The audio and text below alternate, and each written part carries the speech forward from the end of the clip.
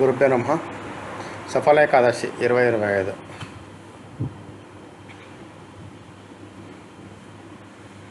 సఫల ఏకాదశి వ్రతం మార్గశిర మాసంలో కృష్ణపక్ష ఏకాదశి రోజున చేస్తారు.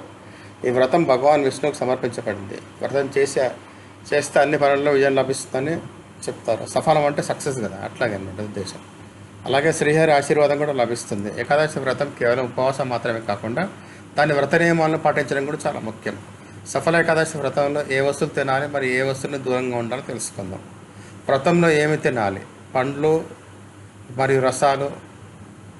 వ్రతం ఆచరించిన అన్ని రకాల కాలానికి ఉన్న పండు, ఉదాహరణ అరటిపండు, యాపిల్, కమలా పండు, ద్రాక్ష, బొప్పాయి మరియు కొబ్బరి నూనె తినవచ్చు. పాలోత్పత్తులు, పాలు, పెరుగు, పన్నీరు మరియు శుద్ధి చేసి నెయ్యి తినవచ్చు. వ్రతానికి అనుకూలమైన ధాన్యాలు. వ్రతం ఆచరించేవారు సాబుదానా, కుట్టుపిండి, సింగ, అడపిండి, రాజగిరి పిండి మరియు సామపు బియ్యం ఉపయోగించవచ్చు. ఉప్పు మరియు మసాలా దినుసులు. వ్రతం ఆచరించేవారు సైంధవలవనం మాత్రమే ఉపయోగించండి. ఇంకా మిరియాలు, పచ్చిమిర్చి, అల్లము మరియు జీలకర్ర కూడా ఉపయోగించవచ్చు. వ్రతంలో ఏమి తినకూడదు? ధాన్యాలు, పప్పులు. ఈరోజు బియ్యం ఏ రూపంలో తినకూడదు, అది వ్రతానికి అతిపెద్ద నియమం. ఇంకా గోధుమ, బార్లీ, సజ్జ, మైదా, బేసన్ మరియు అన్ని రకాల పప్పులు తినకూడదు. తులసి కోయరాదు. ఏకాదశి రోజు తులసి ఆకులను కోయరాదు. నైవేద్యం కోసం ఆకులు ఒకరోజు ముందు మాత్రమే కోయండి. తామసిక ఆహారం.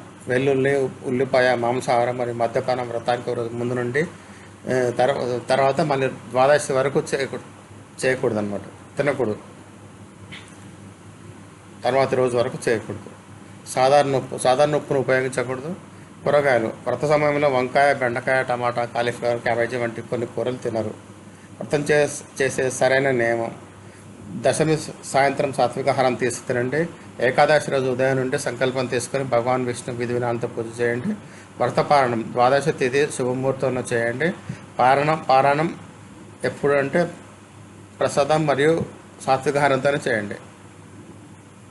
పారణం అంటే ఏంటంటే బ్రేకింగ్ ఆ ఫాస్టింగ్ను పారణం అంటారు. సఫల ఏకాదశి వివరాలు. డిసెంబర్ 15, 2025. సఫల ఏకాదశి తేదీ డిసెంబర్ 15 సోమవారం మధ్యాహ్నం 3:55 గంటల 3:59 ముగుస్తుంది. ఉపవాసం. సూర్యోదయం తిథి ఆధారంగా డిసెంబర్ 15 సఫల ఏకాదశి ఉపవాసాన్ని పాటిస్తారు.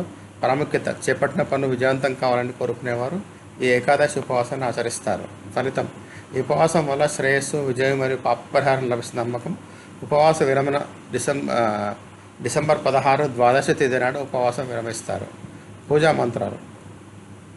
శ్రీకృష్ణ గోవింద హరే మురారి, హే నాథ నారాయణ వాసుదేవ.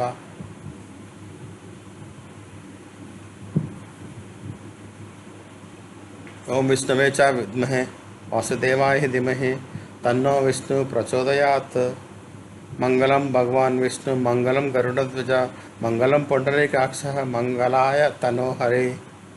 ఈ 3 మంత్రాలు చేసుకోండి. ఇంకా మీకు ఏమి నచ్చితే చేసుకోండి. సఫల ఏకాదశి 2025. సఫల ఏకాదశి చాలా ప్రత్యేకమైనది. ఇది మామూలుగా ఏకాదశి భగవాన్ విష్ణువుకే ఉంటుంది, కానీ కొన్నిసార్లు దీంట్లో శివుని కూడా పూజ చేయొచ్చు అనమాట. శివలింగంపై కొన్ని వస్తువులు అర్పించండి, దుఃఖాలు దూరం అవుతాయి. సఫల ఏకాదశి చాలా శుభకరంగా భావించబడుతుంది. మార్గశిర మాసంలోని కృష్ణపక్షంలో వస్తుంది. ఈ సంవత్సరం డిసెంబర్ 15 జరుపుకుంటారు. ఈ రోజున మహావిష్ణువు పూజ చేయడం విధిగా ఉంటుంది. ధార్మిక గ్రంథాల ప్రకారం భగవాన్ శివుని పూజ చేయడం కూడా మరియు శివలింగంపై జలాభిషేకం చేయడానికి కూడా గొప్ప ప్రాముఖ్యత ఉంది.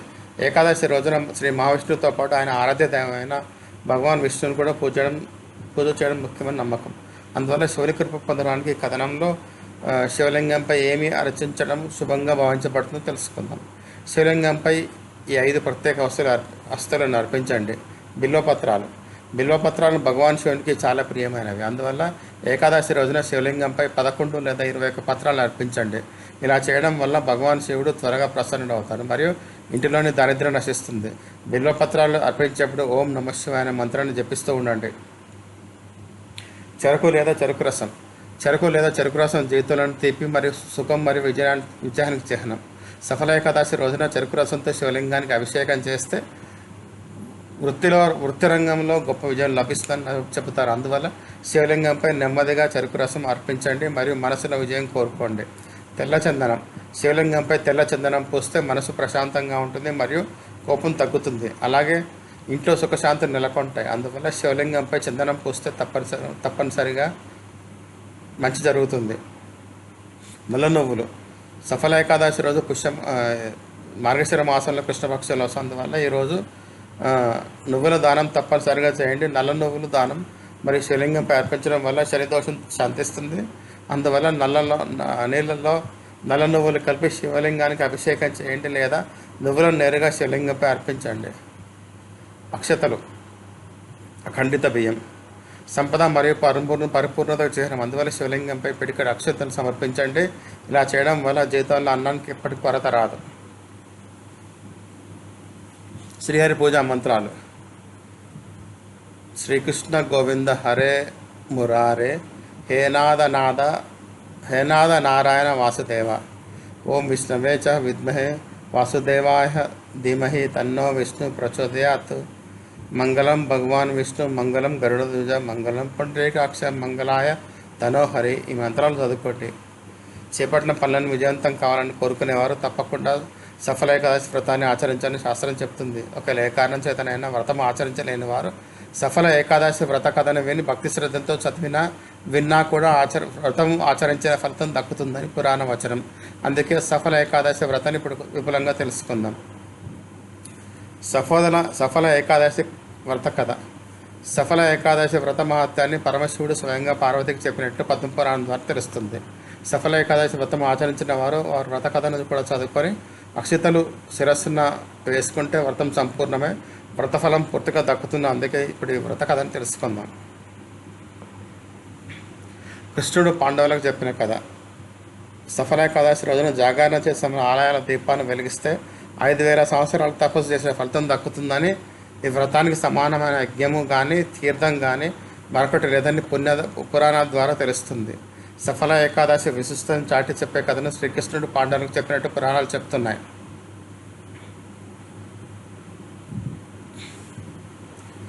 పూర్వము లుంబకుని కథ. పూర్వము చంపావతి రాజ్యమును మహిష్మంతుడు అనే రాజు పాలించేవాడు. అతనికి లుంబకుడు అనే కుమారుడు ఉండేవాడు. లుంబకుడు చెడు సవాసాలతో దుష్టబుద్ధితో అధర్మ మార్గంలో జీవిస్తుండడం వల్ల కుమారుడిని చూడకుండా రాజు అతనికి రాజ్య బహిష్కరణ శిక్ష విధించాడు. లుంబకుడు అడవుల పాలే ఆహారం దొరక్క తన పరిస్థితికి ప్రాయశ్చాత్తాపడుతూ మర్రి చెట్టు వద్ద రాత్రంతా గడిపి ఏం తినకుండా చింతిస్తూ స్పృహ తప్పి పడిపోయాడు. అనుకోని ఉపవాసం. లుంబకుడు ఆహారం లేకుండా గడిపి స్పృహ తప్పిపోవడం వల్ల ఆ రోజు అనుకోకుండా సఫల ఏకాదశి అయింది. ఏకాదశి రోజున ఆహారం లభించక అప్రయత్నంగా ఉపవాసం పాటించడం వల్ల శ్రీహరి ప్రత్యక్షమై లుంబకునికి రాజ్యాన్ని ప్రసాదించినట్టు పురాణాలు చెప్తున్నాయి. అటు తర్వాత లుంబకుడు ధర్మ మార్గంలో సుపరిపాలన చేసి మరణాంతరం వైకుంఠాన్ని చేరుకున్నాడు. పాండవులు చేసిన వ్రతం.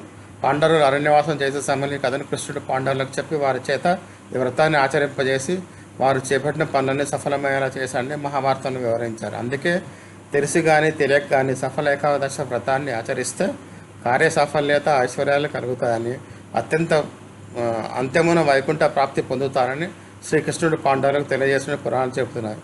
ఈ కథను విన్నవారికి సకల కార్యసిద్ధి కలుగుతుంది.